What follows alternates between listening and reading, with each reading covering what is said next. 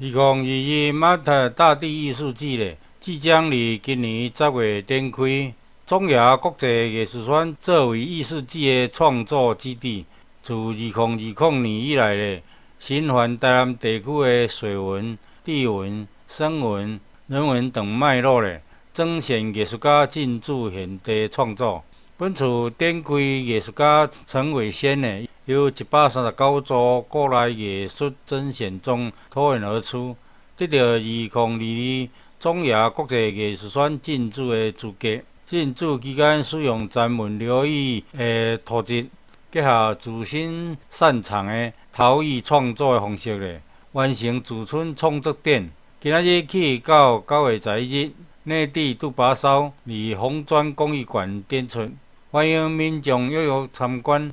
文化副局长陈修成表示：那陈伟轩的捏地杜拔烧这个展览，其实是我们2022年麻豆大师艺术季一个非常重要的一个展览，因为我们尝试从曾文溪沿岸的一些泥土来重新烧制陶土。那大家对于陶土的想象好像是一些精炼好的一个陶土才有办法烧制，但是我们大地艺术季是希望能够直接从我们曾文溪的河谷也好、河岸也好，寻找适合烧制的粘土，用最在地的土地烧出最在地的一个陶器。我想这个部分陈伟轩把它实现得非常好，他从找地、找粘土，然后到最后把它烧制完成，可以说是一个探索自己本土化最在地艺术元素的一个很重要的一个工作。然后想杜拔烧这样的一个成果的展现，是整个大地艺术季希望能够落实在从土地长出来文化最在地的一个文化的元素、文化的精神，然后在今天做一个最圆满的一个盛大的展出，也希望大家能够来感受一下陈伟轩他深入这一块土地，然后寻找这一块土地最在地的元素，然后烧制出最原始的一个艺术的一个精品啊！希望大家一起来共同来巡礼，来看陈伟轩的艺术的一个创作。陈伟先现在读国立台南艺术大学应用艺术研究所，从事社区营造的工作者，电影美术的制作，以高度劳动的方式制作陶瓷，将自身的经验甲想法转换成野性风趣意味的陶作。艺术家陈伟先表示：就是杜巴烧这一次，其实捏地是我一直从一开始接触陶艺我一开始接触陶艺就跟其他的陶艺创作者比较有一点区别，就是我那时候在左镇，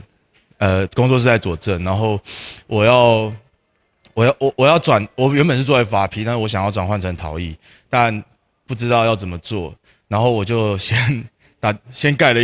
乱盖了一棵柴窑，然后就要买土，然后但是土要佐证偏乡，所以他要买到2吨以上，他才要送，所以我就没办法支付啊，所以我就去月世界挖土，才开始我的陶瓷创作这样。对，然后之后虽然我也真的就是完全变成一个陶艺工作者，我也有电窑，我也有什么，但是我在做一做雕塑之后，我还是会，就是每年我都会找机会再另外去做这一样的计划，就是跑到我目前就是在都兰烧过，然后在港口也烧过，然后在金轮也烧过，然后在美浓果然红那边也烧过，然后还有那个嘉义有几个地方也烧过。那我之前一直以为这种东西是我调节自己创作或者是获取更多灵感的方式，直到这一次才是更有系统的去思考我为什么要不断的反复去野外采土，然后去做这种高度劳动的状态底下的一个。这次算比较认真思考，把它从一种冲动行为变成一种计划的感觉。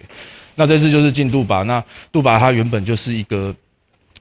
我刚好我挖土的这个地方，它原本就是杜巴以前的旧的砖窑的旧址。那这次其实我也没想那么多，因为就是土拿起来了，然后我的习惯吐个口水搓一搓，可以用，那就可以开始了。那一开始最早是想要再现它就是原本的已经不见的那个砖窑厂的烟囱，然后后来又发现就每次烧或者是我在做的时候，就附近的居民都会跑来聊天，然后就越聊越多一些他们这边的一些故事。那后来发现，就是后来听到了，就是说他们以前有地界的树啊，现在少了2棵。那我已经在线完烟囱，我就接下来我又用根系去再现他们的地界。那根系的感觉就跟村庄在拓展很像，所以我一边做根，那做根系的蔓延的时候，然后一边在那个地方可能会听到一些，比如说赶鸟的炮声啊，或者是耕耘机不断的移动的时候，我是借由根系再去做一些造型上的变化，然后来表达那种慢慢在拓展的人类的那个村庄的状态，大概是这样了。摩拉桥表示，本次驻村艺术家陈伟先为头一创作者，烧制的方式的过程甲呈现方式，且大相径庭。陈伟先野烧狂妄不羁，值得民众细细品味。因应疫情呢，进入中亚文化中心麻豆古港文化园区的，请配合佩戴口罩、量测体温甲消毒。相关展览活动信息，请锁定中亚网站，也是脸书粉专。以上是台北门新闻网报。